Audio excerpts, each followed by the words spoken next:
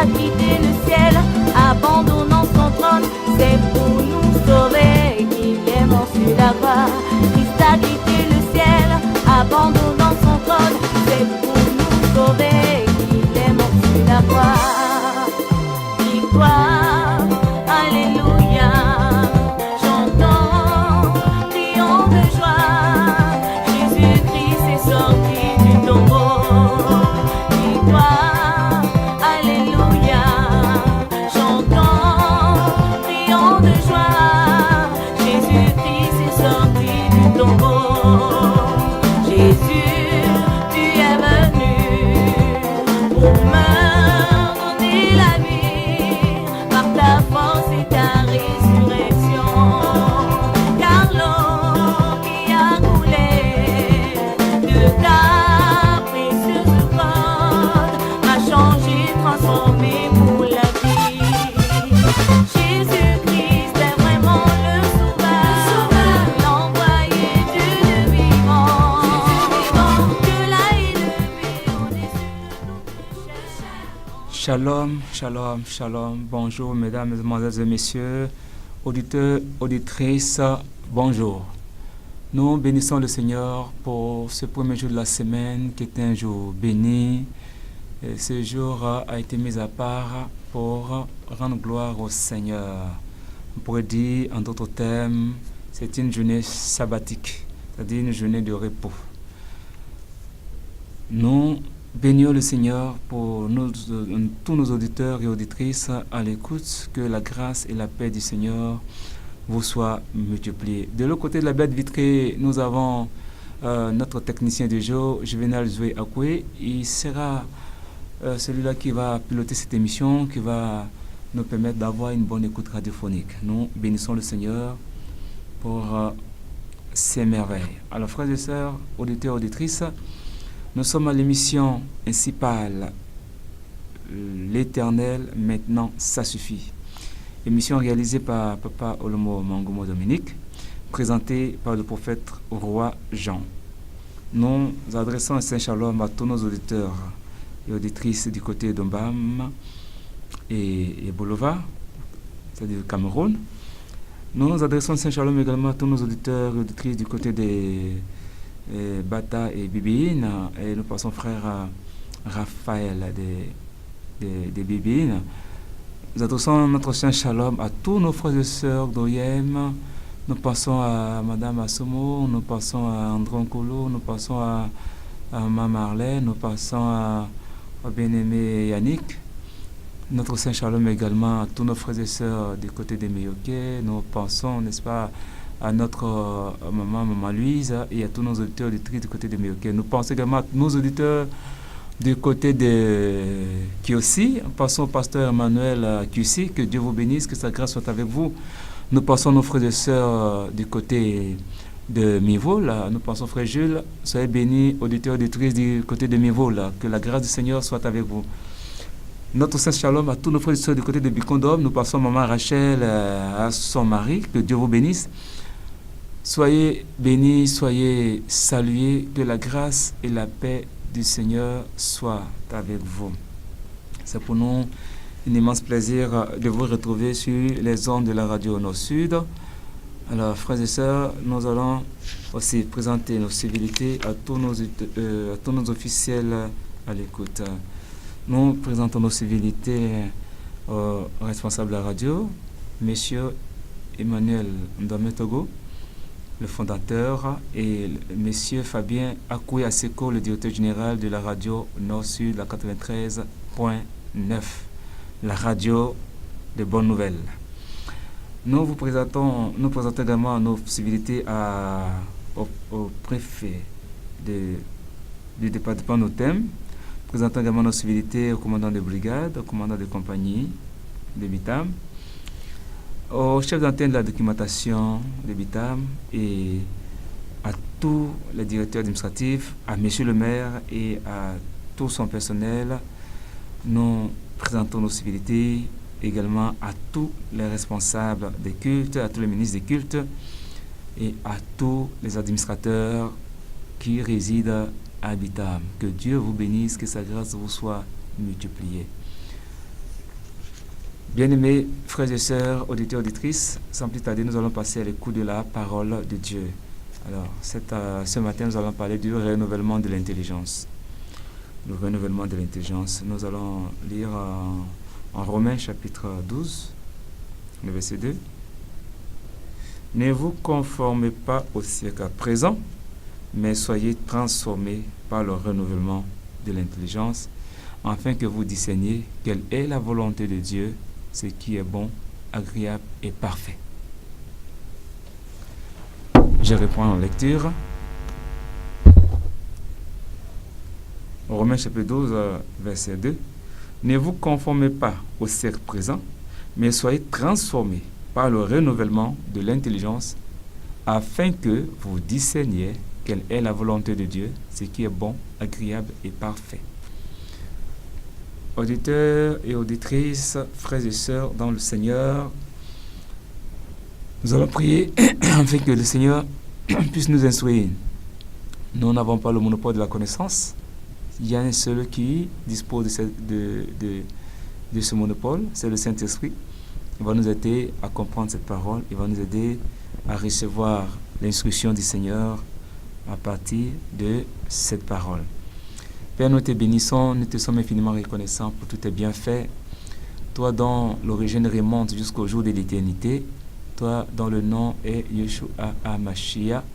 Toi dont le nom est Yahvé d'Israël, notre Père, notre Dieu.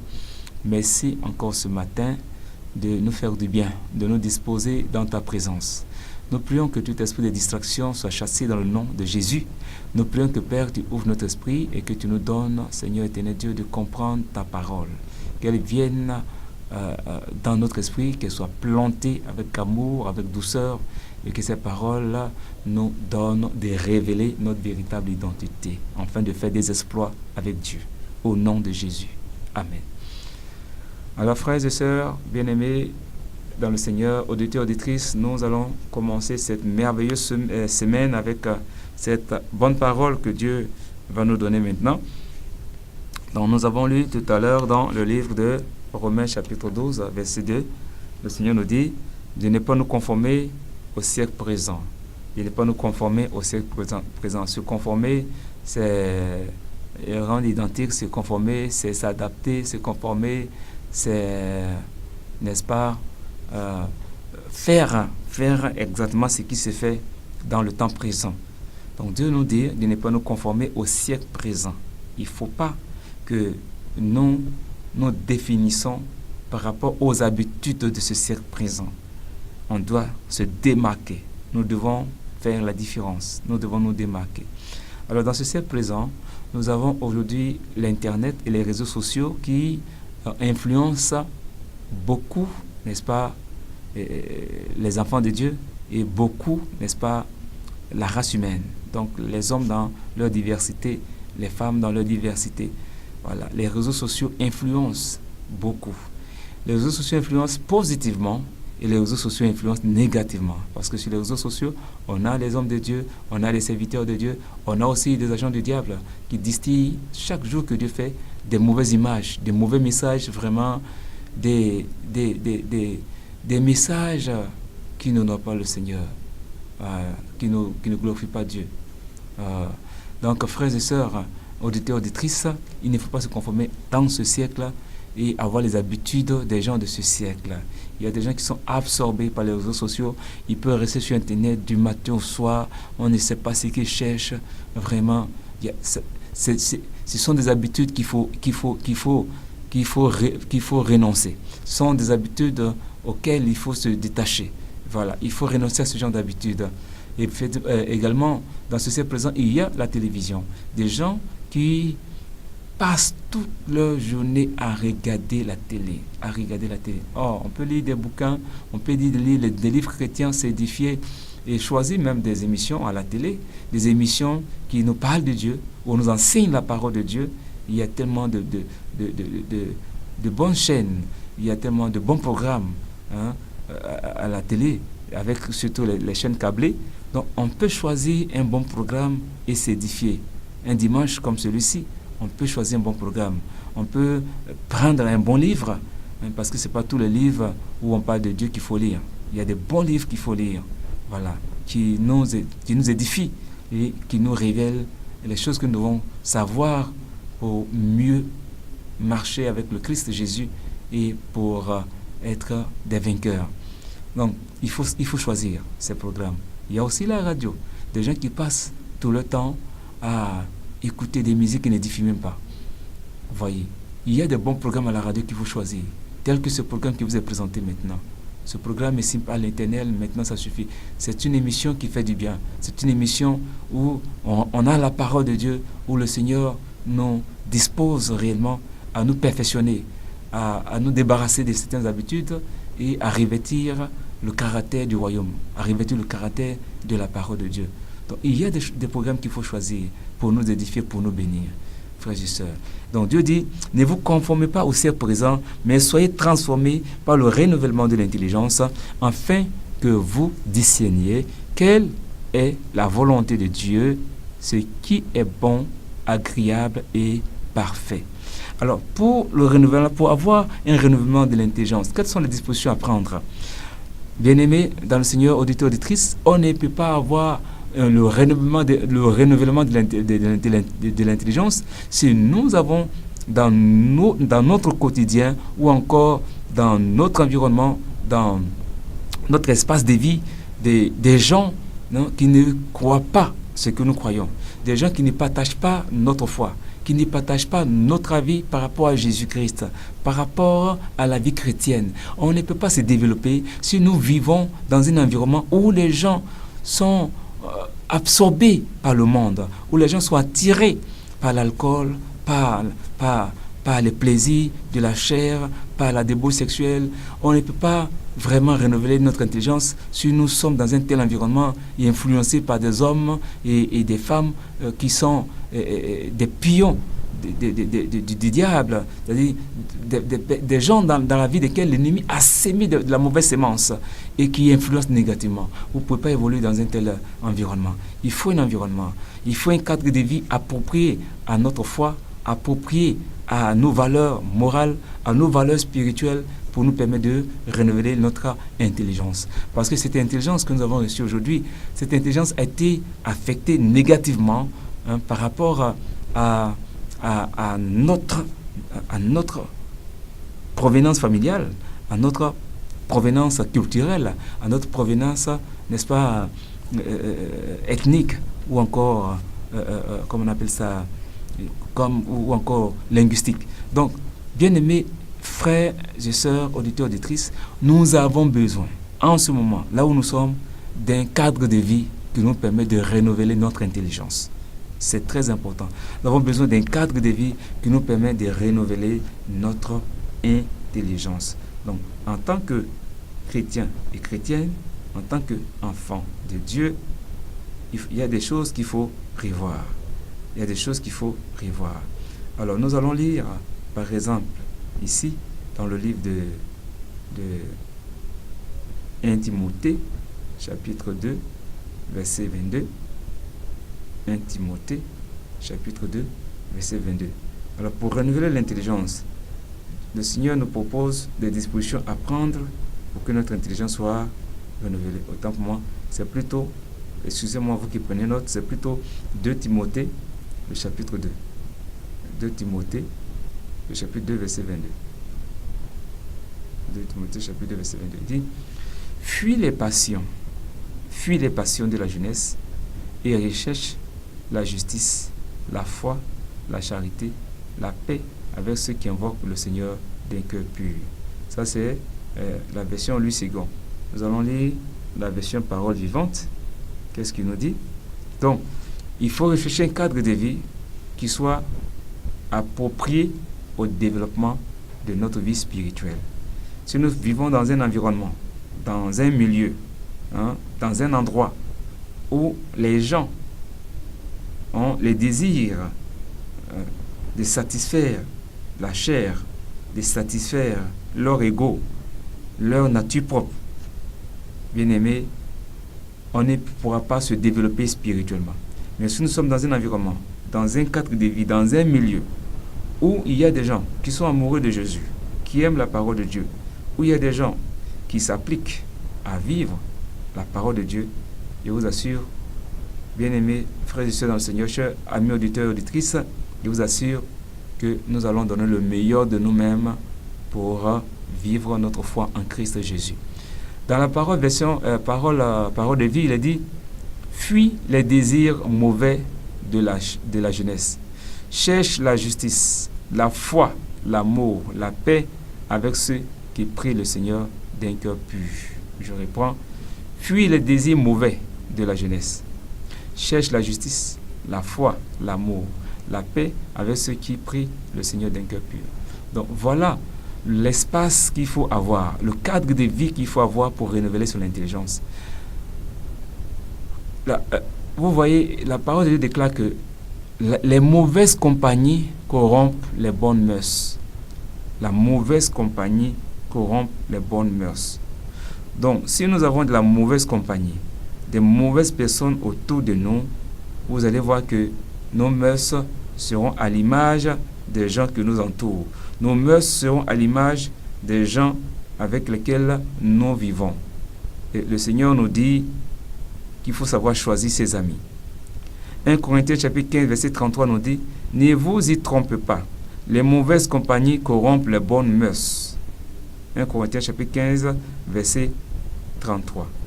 1 Corinthiens chapitre 15, verset 33. Il dit « Ne vous y trompez pas, les mauvaises compagnies corrompent les bonnes mœurs. » Si vous avez des mauvaises personnes, des gens négatifs, des gens hypocrites, des gens qui ne sont pas sincères, des gens qui se trompent eux-mêmes, croyant qu'ils trompent les autres.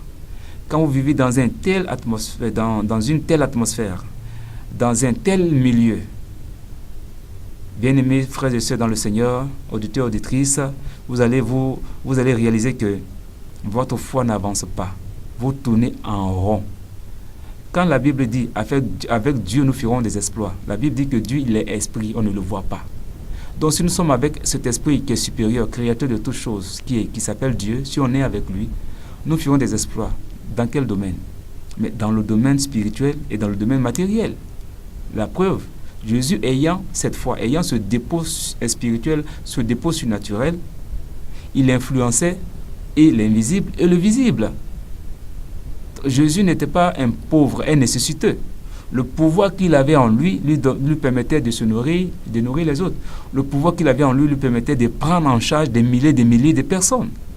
Donc on ne peut pas avoir cette puissance de Dieu en nous, cette vie de Dieu en nous, et on n'arrive pas à prendre les gens en charge comme il faut. Vous voyez, nous comptons sur notre salaire de fin de mois. Nous comptons sur notre argent à la banque. Oh, un enfant de Dieu doit vivre par la foi. Ça veut dire que tes ressources peuvent sortir de n'importe où. Tes ressources peuvent venir de n'importe où. Comme Élie a été nourri par les corbeaux. Élie a été nourri par une veuve qui n'avait pas de moyens. C'est extraordinaire. Voyez-vous? Donc, si nous avons Dieu avec nous, nous devons pouvoir aider les gens, nous devons pouvoir bénir les gens, nous devons pouvoir prendre les gens en charge. Voilà ce que la foi fait. À côté de nous, quand vous allez dans les pays anglophones tels que le Nigeria, tels que le Ghana, tels que l'Afrique du Sud, où le milieu anglophone, où le christianisme atteint un niveau exponentiel très élevé, vous allez voir que dans ces milieux, des hommes de Dieu arrivent à bâtir des quartiers, à développer des villes. Comme j'étais à Lagos, je suis allé dans comment on appelle ça, dans une province qu'on appelle Ota. Ota, c'est comment j'ai appelé ça, c'est un État, hein, c'est un État où il y a des rois, c'est gouverné par un roi. Et quand je suis allé à Ota, par l'homme de Dieu qui m'avait invité, il m'a montré ses réalisations. Donc il veut bâtir une ville, construire une ville.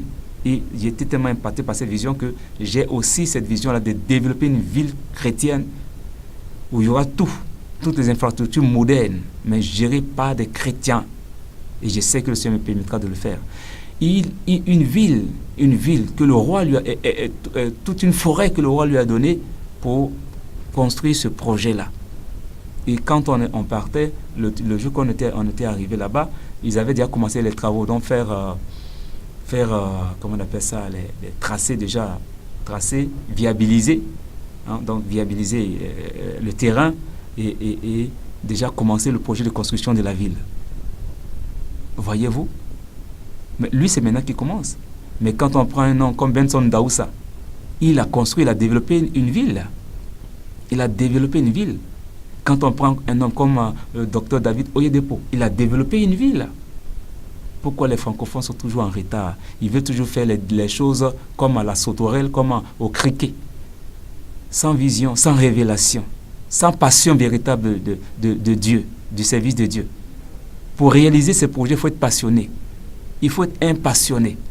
Mais un passionné, pas dispersé, mais un passionné vraiment diligent. Un passionné bien rangé. Un passionné qui sait ce qu'il veut. Il faut avoir une passion de la chose que nous faisons. Renouveler l'intelligence. Il y a un environnement pour renouveler l'intelligence. C'est de s'associer aux gens qui craignent Dieu, aux gens qui aiment Dieu, aux gens qui sont sincères et vrais dans leur cœur. Des gens qui peuvent être pour nous des modèles d'impact positif. Des gens qui peuvent être pour nous des modèles, des véritables modèles. Parce que rien n'est fait sans un modèle. Quand le Seigneur a commencé, il a dit faisons l'homme à notre image. Donc Dieu s'est pris comme modèle. Le modèle qui a inspiré Dieu à faire l'homme, c'était lui-même. Le modèle qui a inspiré Moïse à fabriquer une maison, à construire une maison pour Dieu, c'était la maison que Dieu lui a montrée dans le ciel. On peut le lire dans Exode 25, le verset 8 à 9. Et on peut aussi le lire en Exode 25, le verset 40. Donc Dieu a montré un modèle à Moïse. Alors, si j'ai un mauvais modèle là devant moi, ma vie sera l'image de ce mauvais modèle qui m'influence, qui m'enseigne. On a besoin des modèles qui craignent Dieu, des modèles qui réussissent, des modèles qui avancent, des modèles qui ont en eux, n'est-ce pas, la vision du développement. Donc la vision de pouvoir permettre aux gens de son cadre de vie, aux gens de son milieu de vie, de se développer. Jésus avait cette vision, de voir que les gens qui étaient autour de lui soient heureux, soient à l'aise, soient épanouis. Raison pour laquelle il a pu multiplier 2 poissons et 5 pains pour nourrir plus de 5000 personnes environ. Jésus avait cette vision de développer. Jésus avait cette vision de bâtir. Et c'est pour cela que lui-même va dire, je bâtirai mon église. Donc, quelle est la vision qui nous anime? Bâtir est sur bâtir est réparti à 2 niveaux. On peut bâtir sur le plan spirituel et comme bâtir sur le plan physique. Quand Jésus disait je bâtirai mon église, il ne parlait pas de l'édifice, comme on nous le fait croire jusqu'à aujourd'hui. Bâtir l'église, c'est bâtir spirituellement. Et il y a un fondement sur lequel Jésus a dit que l'église va être bâtie. C'est le fondement des apôtres et des prophètes. Bien voyez que beaucoup détestent les prophètes. Parce que dans leur mentalité, dans leur compréhension, les prophètes sont des gens qui doivent parler à longueur de journée. Ce que je suis en train de faire là, je suis en train de prophétiser comme ça. Là, je prophétise là. Je suis en train de vous prophétiser. Donc le prophète, ce n'est pas celui qui a tout le temps les visions. Ou bien celui qui escroque les gens. Le prophète, c'est celui qui vous emmène dans un niveau supérieur. Donc il vous enlève, il vous trouve à un niveau où vous étiez, et de ce niveau-là, vous partez à un autre niveau. C'est ça le prophète. Il n'est pas le pasteur qui t'améliore dans le niveau que tu es. Donc tu es dans le niveau, lui vient, il ne te fait pas changer. Tu restes au même niveau-là.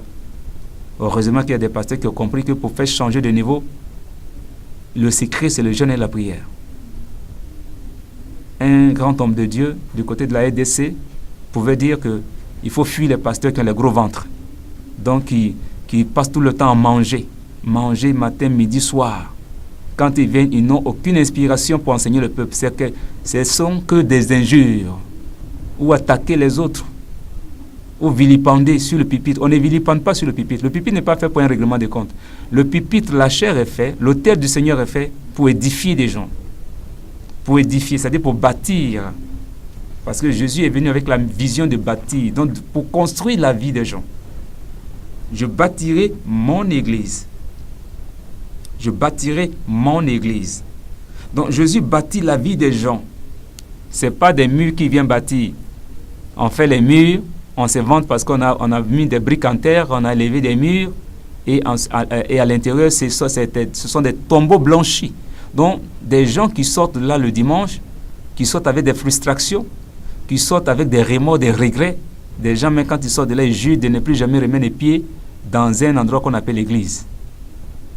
Parce que là, ce qu'on les a enseigné, ce qu'ils ont reçu, c'était des eaux amères, au lieu de recevoir la parole vivante qui va leur rehausser leur image, qui va rehausser leur identité, qui va créer en eux l'espoir, l'espérance, la parole vivante qui va les amener à savoir qui ils sont et à être déterminés devant les épreuves de la vie et à se dire, si telle épreuve se présente à moi, c'est que Jésus veut me perfectionner, c'est que Jésus veut me donner une grande bénédiction. Bien-aimé, voilà ce que la parole de Dieu fait en nous. Ce n'est pas que tu rentres un dimanche dans un endroit, une communauté qu'on appelle l'église, et quand tu sors le dimanche, tu es frustré, tout t'énerve, parce que là, tout ce qu'on t'a fait boire, on t'a fait avaler, c'est que des injures, remplis d'orgueil, remplis de méchanceté, remplis d'amertume. Voyez-vous, quel Christ nous prêchons ainsi? Quel Jésus on prêche ainsi là? Quel Jésus? Jésus lui-même, de son vivant, sur la terre ici. Les disciples sont venus lui dire, on a vu quelqu'un qui chasse les démons en ton nom. On a vu une personne là-bas qui chasse les démons en ton nom. Il dit, laissez-le tranquille. Celui qui n'est pas contre nous est avec nous. Celui qui n'est pas contre nous est avec nous. Et celui qui ne rassemble pas contre nous divise. Donc, Jésus est venu pour faire le travail et pour faciliter le travail. Donc s'il y a d'autres personnes de l'autre côté qui font le même travail dans un bon esprit, qui font le même travail dans une atmosphère de paix, de conciliation, d'amour, de fraternité, pourquoi l'empêcher? Mais voyons que toutes ces agitations aujourd'hui, non, laisse ma brebis, laisse mon chrétien, c'est pour l'argent, c'est pour le matériel. Et c'est dommage de voir que les gens, les personnes qui doivent construire la spiritualité des gens courent après le matériel, courent après l'argent. La vie spirituelle, ce n'est pas l'argent. Tu construis la vie des gens. Quand il y a les résultats, quand il y a les fruits, ils te bénissent. Tu construis la vie des gens. Quand ils voient que ce que tu dis les édifie, ils te bénissent. Comme Pierre. Pierre a posé l'action avant d'être béni. Il n'a pas béni l'action. Il n'a pas posé l'action, il n'a pas posé l'action après être béni. Quand Jésus est venu vers Pierre, il dit, donne-moi ta barque. Pierre a donné sa barque, pourtant Pierre avait besoin de la barque pour la pêche, pour faire sa pêche. Jésus va utiliser la barque de Pierre. Sans que Pierre ne s'attende à quelque chose. Il va utiliser la barque de Pierre pour prêcher la parole de Dieu. Quand les gens ont été touchés, ont été impactés par le message, ont été impactés par la prédication de Jésus, quand Jésus a vu que son objectif était atteint, le Dieu de reconnaissance, il va être reconnaissant à Pierre. Il va dire à Pierre, toi monte à ton tour, va en eau profonde et jette tes filets du côté droit. Donc il va indiquer à Pierre même l'endroit où il faut jeter les filets. Il va montrer à Pierre la place où il faut jeter les filets. Parce que sur cette terre, tout se fait avec diligence, tout se fait avec précision. On n'agit pas dans le désordre. Vous agissez en désordre, il n'y aura pas aucun résultat. On agit avec précision dans tout ce qu'on fait. Jette tes filets du côté droit. Pierre jette les filets. Il dit, j'ai travaillé toute la nuit, je n'ai rien pris. Je suis un pêcheur expérimenté. J'ai fait la pêche depuis mon enfance. Je suis quelqu'un qui maîtrise la pêche. Toute la nuit, je travaille sans rien prendre. Mais sur ta parole, je jetterai les filets. Sur ta parole, Seigneur Jésus, sur ta parole, Maître, je jetterai les filets. Pierre va écouter la parole de Jésus et il va jeter les filets. Et pour résultat, il va attraper les meilleurs poissons, les plus gros poissons de cette eau-là, où il avait l'habitude de pêcher, où il avait l'habitude de pêcher, où il n'avait jamais eu de tels poissons. Bien-aimés frères et sœurs, auditeurs, auditrices, cherchons l'intérêt du royaume. recherchons l'intérêt du royaume. Bâtissons la vie des gens. Jésus est venu avec une mission de bâtir. Bâtir la vie des gens. Et bâtir commence par l'enseignement de la parole de Dieu. Ce n'est pas la prédication. La prédication est faite pour attirer les gens, pour les enlever dans le monde, pour les amener au Seigneur Jésus-Christ. C'est-à-dire pour les amener dans l'assemblée des saints. L'assemblée des saints. L'assemblée des saints. Donc, voyons voir. La prédication est comparée à un pêcheur qui va à la pêche, il attrape les poissons, il les met dans son panier. L'enseignement est comparé à ce même pêcheur qui a attrapé ses poissons et tout, et qui vient à la maison, qui donne maintenant tout ce qu'il a eu comme poisson, comme machin, à sa femme, et sa femme fait une bonne sauce, et toute la famille vient pour manger. Ou bien lui-même, il fait une bonne sauce, une bonne soupe de poisson, une très bonne soupe de poisson bien assaisonnée, avec un bon accompagnement, et la famille mange pour avoir des forces. Voici ce qui est comparé à l'enseignement et la prédication. La prédication, c'est pour faire rentrer les gens dans l'assemblée, et l'enseignement, c'est pour les faire asseoir, de sorte que quand il y a un problème, il ne peut plus laisser ses émotions apparaître, mais il laisse Dieu parler, il laisse le Seigneur se manifester, il laisse le Seigneur agir, intervenir. Tout comme Pierre et Paul. Pierre savait que le Seigneur s'était révélé à lui et que le Seigneur avait détruit le mur de séparation entre les païens et les juifs. Parce que la loi interdisait que les juifs mangent avec les païens. La loi interdisait, juste avant la mort de Jésus, la loi interdisait cela. Quand Jésus meurt, Pierre va être instruit par le Saint-Esprit. Quand il monte sur le toit en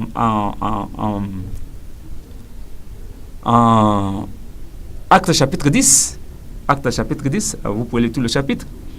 Pierre monte sur le toit pour prier.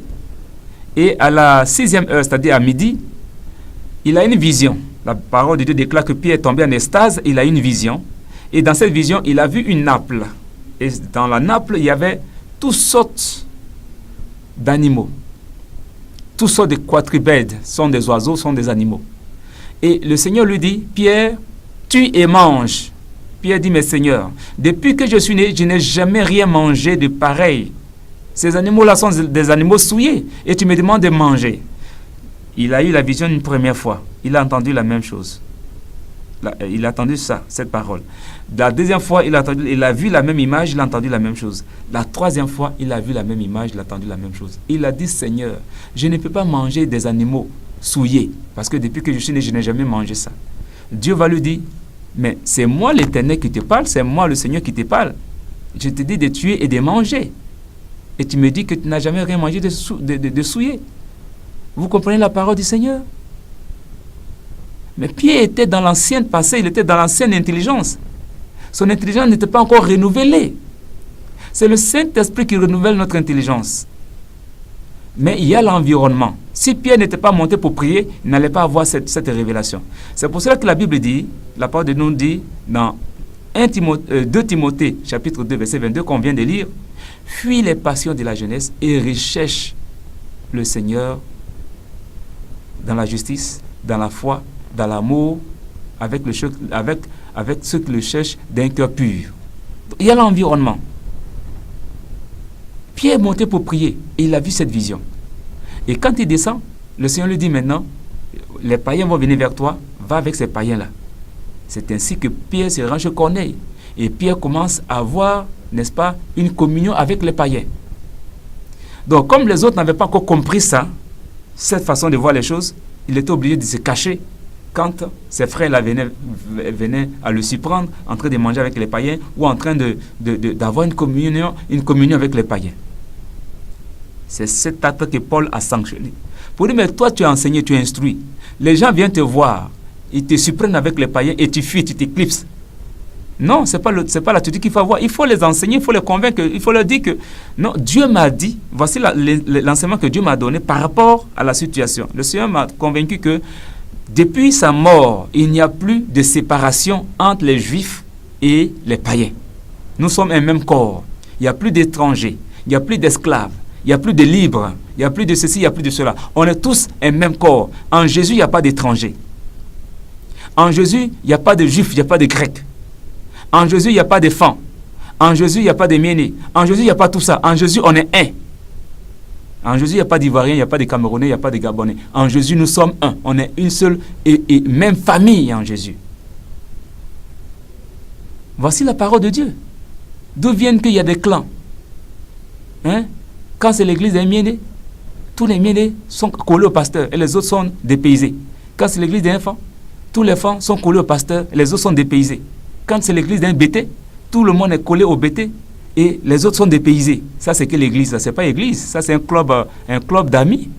Ça, c'est un club d'amis, c'est pas une église, ça.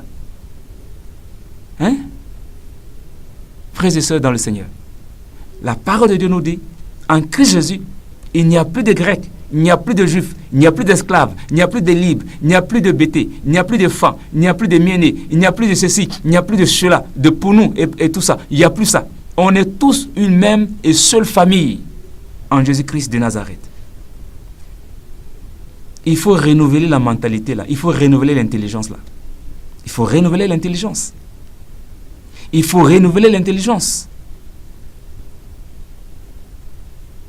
Frères et sœurs, auditeurs, auditrices, voici la vision de Jésus-Christ pour notre vie. C'est pour ça que Jésus est venu, pour fonder une seule famille. Il dit, ma famille, mes parents, c'est ceux qui écoutent ma parole et qui la mettent en pratique. Ce n'est pas une histoire d'enfants de Marie, enfants de ceci, enfants de cela. Non, non, non, non, non, non, non, non.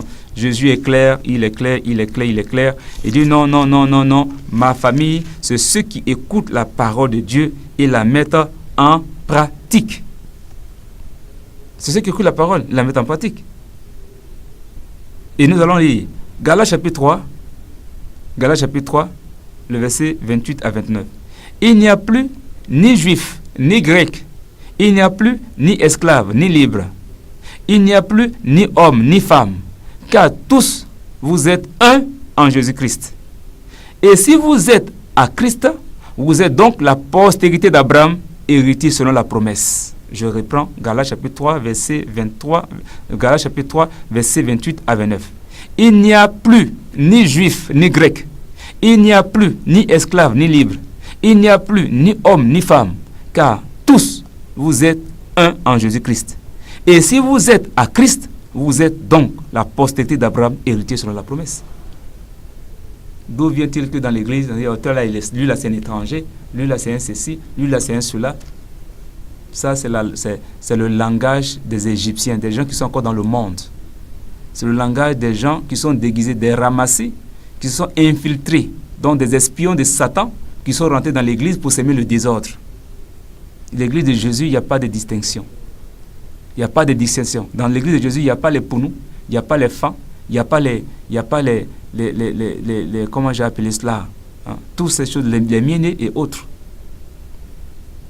Dans l'église de Jésus, on est tous la même famille. La même manière que j'aime un frère, étant enfant, je dois aimer un frère qui est mienné, un frère qui est pour nous et un frère qui est d'une autre nationalité ou bien d'un autre clivage ethnique. Je dois l'aimer. Je dois l'aimer.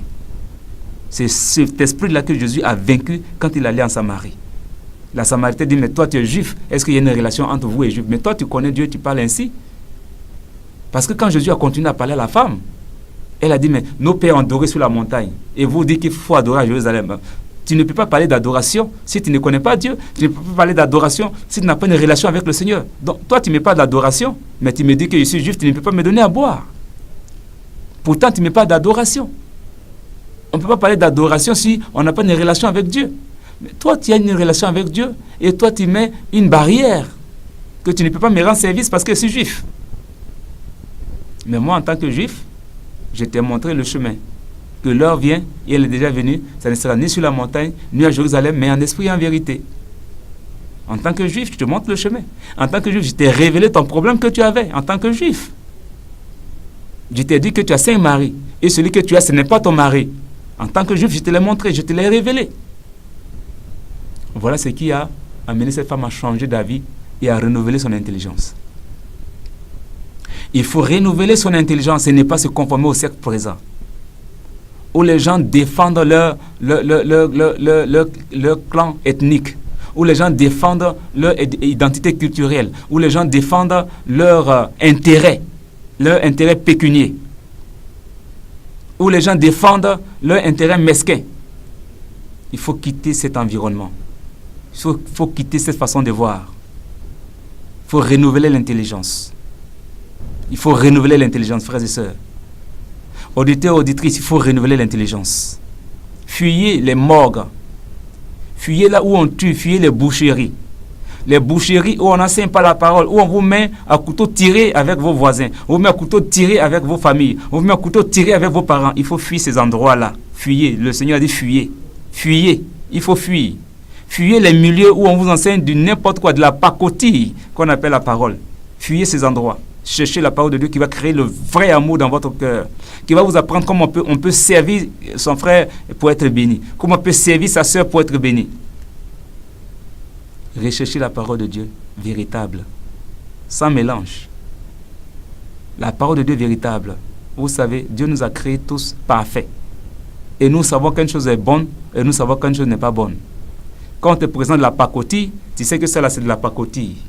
Quand on te présente de l'or 18 carats, tu sais que ça c'est de l'or 18 carats. Donc nous savons faire la différence. Tu sais ce qui est joli et tu sais ce qui est vilain. Donc si tu sais déjà faire cette différence sur le plan idéologique, sur le plan naturel, spirituellement, tu dois savoir faire la différence. Lui, cette parole-là que j'entends là, ça c'est la parole de Dieu. L'autre côté où on dit, on parle tout le temps insulter les gens là, c'est pas la parole de Dieu. Non, ce n'est pas la parole de Dieu. Hein? On vous interdit d'aller voir les prophètes. Mais les prophètes ont quel problème avec vous? Ou bien ont quel problème avec ceux qui vous interdisent d'aller les voir? Amen. Parce qu'ils ne comprennent pas la parole de Dieu.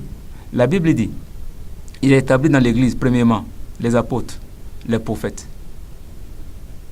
les évangélistes, les pasteurs et les docteurs. Et encore, la cerise sur le gâteau, il dit, l'Église est bâtie sur quoi? Sur le fondement des apôtres et des prophètes. Sur le fondement. Donc, les gens qui mettent le vrai fondement dans le cœur des croyants, ce sont les apôtres et les prophètes. Et si vous voyez que l'Église est tordue aujourd'hui, c'est parce qu'il manque ces piliers-là. Il manque les vrais, véritables prophètes de Dieu qui sont assis dans la parole et les véritables apôtres de Dieu qui sont assis dans la parole. C'est ce qui manque dans l'Église aujourd'hui. C'est pour ça qu'il y a cette défaillance. C'est pour ça qu'il y a cet handicap. Le pasteur, lui, il est là, il est le management, il est le PCA de l'Église, qui est son entreprise. Il gère les dîmes, il gère les offrandes. C'est pas mauvais, hein. Je n'ai pas dit que c'est mauvais. Le ventre pousse et les autres maigrissent. Voilà. Et quand on n'a pas payé la dîme, il est prêt à maudire les gens. Un gars comme ça, il faut le fuir. Ce n'est pas Dieu.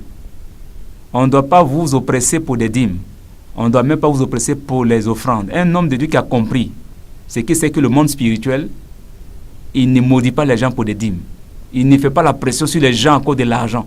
Là où je suis, où je vous parle en ce moment, Dieu me bénit parce que j'ai compris le mystère de Dieu. Il me bénit. Je peux aller dans une rivière, prendre l'argent là-bas. Je peux aller dans une forêt, prendre l'argent là-bas. Je peux rentrer partout où je veux. Dieu va pouvoir mes besoins. Parce que c'est ça la foi. La foi te permet de canaliser ce que Dieu a préparé pour toi dans le secret. Judas avait l'argent, mais pourquoi Jésus ne se fiait pas à Judas pour régler les problèmes financiers? On lui a demandé de payer l'impôt. Il a fait quoi? Il a dit à Pierre, va regarder dans la bouche du poisson. Il a pris l'argent dans la bouche du poisson qui était dans la mer. Frères et sœurs dans le Seigneur, ouvrons notre esprit, cherchons à connaître le Seigneur. Renouvelons notre mentalité. Ne nous confondons pas au ciel présent, où les gens sont dans des croyances bidons et bizarres. Qui vous a dit que l'argent peut tomber du ciel? Qui vous a dit que les miracles existent encore aujourd'hui? Qui vous a dit qu'on peut chasser les démons comme ça? Qui vous a dit qu'il faut jeûner, il faut prier? Mais c'est biblique. Jésus même a commencé son ministère par les jeûnes et par les prières. Jésus a chassé les démons. Et il a dit en Marc chapitre 16, le verset 17, « Voici les miracles qui accompagneront ceux qui auront cru. En mon nom, ils chasseront les démons. » C'est écrit. C'est la parole de Dieu. Elle n'a pas changé. Elle n'a pas changé. Hébreux 13, verset 8 dit, « Jésus-Christ est le même hier, aujourd'hui et éternellement. » Jésus-Christ est le même hier, aujourd'hui et éternellement. Jésus-Christ n'a pas changé. Donc si Jésus-Christ n'a pas changé, pourquoi moi je vais le changer? Ce n'est pas moi qui va changer Jésus. Ce n'est pas moi qui va changer Jésus. Jésus-Christ est le même hier, aujourd'hui et éternellement. Il n'a pas changé. Ce qu'il a dit hier, il le dit encore aujourd'hui. Jésus n'est pas un menteur pour changer ce qu'il a dit hier. Ou bien ce qu'il a dit ce matin à 6 heures, il va le changer à midi. Jésus ne fait pas ça. Renouvelons notre mentalité. C'est ça qui nous fatigue. Renouvelons notre mentalité. Et les choses iront mieux. Les choses iront mieux. Nous allons voir la gloire de Dieu. Nous allons jouir des bénédictions du Seigneur. Nous allons évoluer dans notre élan de foi. Et les choses vont s'améliorer dans notre vie tous les jours. Mettons l'accent sur le perfectionnement. Il faut se perfectionner. Il faut se perfectionner. C'est pour ça que le Seigneur a dit, on a lu tout à l'heure dans Romains 12, le verset 2. Romains 12, verset 2, il dit, ne vous conformez pas au siècle présent, mais soyez transformés par le renouvellement de l'intelligence, afin que vous discerniez quelle est la volonté de Dieu, ce qui est bon. Ce qui est bon est relatif au corps. Ce qui est bon. Pour connaître ce qui est bon, pour discerner ce qui est bon. Il dit, afin que vous discerniez quelle est la volonté de Dieu, ce qui est bon. Donc, ce qui est bon, dans la volonté de Dieu, ce qui est bon, c'est tout ce qui est relatif au corps. Ce qui est bon, c'est tout ce qui est relatif au corps. Donc, les bonnes choses, les vêtements, c'est une bonne chose. Entretenir le corps, c'est une bonne chose. Manger, c'est une bonne chose. Donc, ce qui est bon est relatif au corps. Donc, Dieu nous donne ce qui est bon. Il nous donne les vêtements, il nous donne la nourriture, il nous donne les moyens financiers, il nous donne les moyens de locomotion, les voitures, les vélos, les motos, les avions et tout. Il nous permet de nous déplacer. Il nous donne ce qui est bon. Ça, c'est bon pour notre vie sociale, notre vie matérielle. Maintenant, ce qui est agréable est relatif à l'âme. Ce qui est agréable, c'est la louange, la louange, les enseignements, la méditation, les jeûnes, la prière. Voilà tout ce qui est agréable à l'âme. Ça, c'est relatif à l'âme. Ce qui est agréable. Maintenant, le Seigneur ne veut pas qu'on se limite à ce qui est bon, ce qui est agréable, c'est-à-dire aux besoins du corps, ce qui est bon, aux besoins de l'âme, ce qui est agréable. Mais il veut nous allons dans le besoin de l'esprit, ce qui est parfait. Parce qu'il dit l'esprit est bien disposé et la chair est faible. Donc ce qui est parfait est relatif à l'esprit. Et ce qui est parfait, c'est quoi? C'est l'adoration. Ce qui est parfait, c'est l'adoration. Dans l'adoration, tu ne demandes ni la voiture, ni la femme, ni les maisons, ni l'argent, ni la guérison. Tu ne demandes rien que Dieu lui-même. Tu demandes Dieu lui-même. Seigneur, c'est toi que je veux. Seigneur, je me prosterne, je t'adore. C'est toi mon or, c'est toi mon argent, c'est toi ma passion, c'est toi ma vie, c'est toi ma motivation. Donc, dans l'adoration, on ne voit que Dieu et Dieu seul. Et voilà ce qui est parfait, que Dieu veut. Voilà ce qui est parfait que Dieu veut. C'est pour ça qu'il dit de renouveler l'intelligence. Les besoins du corps sont des besoins primaires, des besoins de première nécessité. Ce n'est pas ça qu'il faut. Ce n'est pas ça. On n'a pas besoin de ça. Ce n'est pas ce qu'il nous faut. La voiture, les habits, la femme, et ceci, ce n'est pas ce qu'il nous faut. Le mari, ce n'est pas ce qu'il nous faut d'abord. Ce n'est pas ça. Ça sont les besoins primaires. Dieu nous enlève dans les besoins primaires du corps et pour nous envoyer dans des besoins de l'âme, ce qui est agréable. La louange, l'enseignement, la méditation de la parole, la lecture de la parole, ça c'est ce qui est agréable à l'âme. C'est agréable à l'âme. Ce n'est pas ce niveau que Dieu nous veut. Dieu nous veut dans ce qui est parfait. C'est-à-dire Dieu veut que nous rentrons dans l'esprit. Que nous devenions des adorateurs. Si Dieu est assis en toi, bien-aimé auditeur, auditrice, qu'est-ce qui va te manquer? Mais rien, rien et rien du tout. Et recherchons ce qui est parfait. Ce qui est parfait, c'est adorer Dieu. Ce qui est parfait, c'est mettre Dieu au premier plan. Ce qui est parfait, c'est voir Dieu et rien que Dieu seul. Rien que Dieu seul. Il ne partage sa gloire avec personne. Voilà ce qui est parfait. Voilà ce qui est parfait. C'est les valeurs spirituelles. Et c'est pour cela qu'il faut un environnement, des gens qui vont t'influencer, des gens qui vont te motiver, des gens qui vont te donner des conseils dans ce sens. Pas les gens qui courent après l'argent ou encore après les titres. Je vais être un super bishop. Je vais être un super évangéliste. Je vais être un super pasteur. Super pasteur pour l'enfer. Super bishop pour l'enfer. Super prophète pour l'enfer. Il faut se développer, se perfectionner et voir que Dieu est Dieu seul. Voir que Dieu est Dieu seul. Voir que Jésus-Christ est Jésus-Christ seul. La Bible dit pendant la transfiguration, quand ils ont entendu la voix, ils sont tous tombés par terre pendant qu'ils voyaient Moïse, Élie et Jésus. Mais quand ils se sont révélés, ils se sont relevés, n'est-ce pas, de cette extase, de cette vision, ils ont vu Jésus et Jésus seul. Ils ont vu Jésus et Jésus seul. Jésus doit être seul dans notre vie. Ce n'est ni Moïse, ce n'est ni Élie, ce n'est pas les églises là, éveillées ou églises endormies, ce n'est pas tout ça. Voir Jésus seul, rien que Jésus seul. C'est lui seul qu'il faut voir. Amoureux de Jésus, passionné de Jésus, mordu de Jésus, piqué de Jésus, saisi de Jésus, au point d'aimer ton frère comme toi-même. Au point d'aimer ton frère comme toi-même. Et quand tu vois que ton frère est dans des choses, dans des dispositions qui ne te plaisent pas, mais prie. Prie le Seigneur. C'est de la prière qu'on peut changer le cœur des gens. Ce n'est pas les critiquant. Ce n'est pas les critiquant, ce n'est pas en les jetant les pots de banane. C'est dans la prière que tout se règle dans la prière. En tant que des enfants du royaume de Dieu, des élus de Dieu, on a un lieu secret. On a un endroit où nous réglons nos vrais problèmes, nos vrais besoins. C'est dans la prière. C'est dans la prière. Mais le problème, comment prier? Comment orienter la prière? Beaucoup ne savent pas. Beaucoup ne savent pas comment prier. Voyez-vous, il y a des choses que vous devez savoir, frères et sœurs. Donc, le renouvellement de l'intelligence. Pour connaître la volonté de Dieu, ce qui est bon, ce qui est agréable et ce qui est parfait. Ça dépend du milieu où tu évolues. Ça dépend de l'environnement dans lequel tu es. Ça dépend de là où tu vas prier. Ça dépend de qui t'enseigne.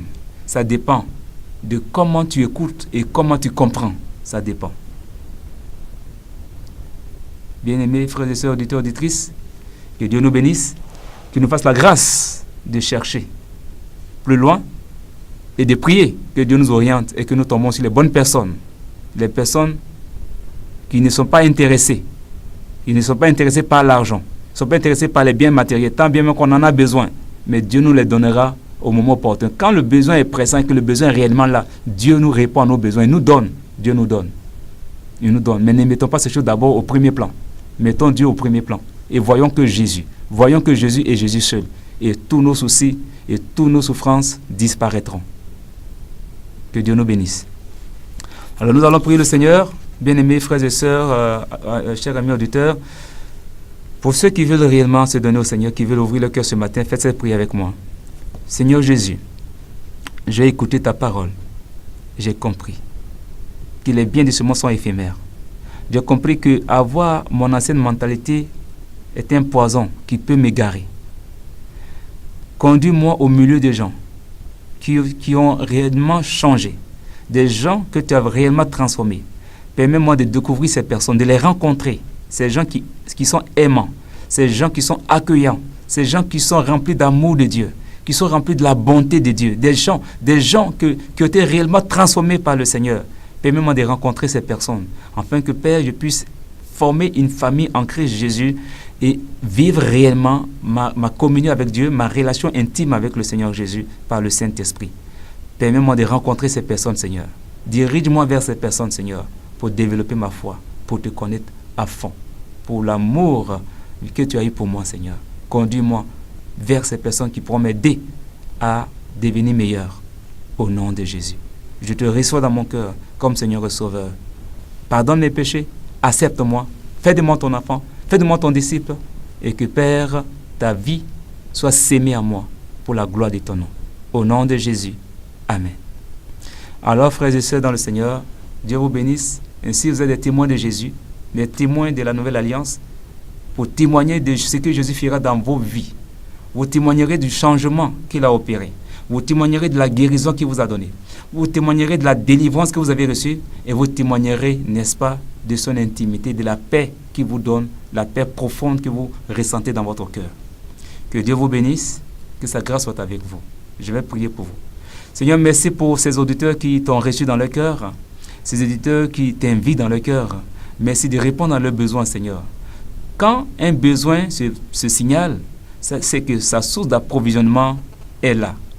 Réponds aux besoins de tous tes serviteurs, de tous tes enfants à l'écoute ce matin, et que Père, tu puisses leur donner de te louer, de te célébrer. Au nom de Jésus. Merci de le faire, Papa. Au nom de Jésus, Amen. Alors prenez nos contacts pour ceux qui veulent, au-delà de cet enseignement qu'on a eu, veulent comprendre beaucoup de choses. Posez toutes vos questions, soit par appel, appel oral, comme par messagerie, appel vocal ou par messagerie, vous pouvez nous joindre. Donc, nous, deux numéros, on a pu rétablir le numéro est tel. Donc, vous pouvez prendre le 07 76 25 17. 07 76 25 17. Vous pouvez aussi prendre le 06 83 24 78. 06 83 24 78. Alors, de l'autre côté de la belle vitrine, nous avons été assistés par Juvenal Zoué Akoué, un homme qui est toujours à son poste, un homme qui n'est plus à présenter. Alors, bien aimés, nous allons prendre congé de vous. D'ici là, portez-vous bien. Bon dimanche. Shalom, shalom, shalom. À bientôt.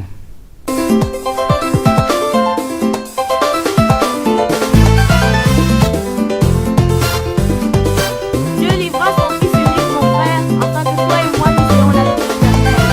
Lève-toi donc et chante avec moi. Il a quitté le ciel, abandonnant son trône. C'est pour nous sauver qu'il est mort sur la croix. Christ a quitté le ciel, abandonnant son trône. C'est pour nous sauver qu'il est mort sur la croix. Victoire, alléluia. Chantons, crions de joie.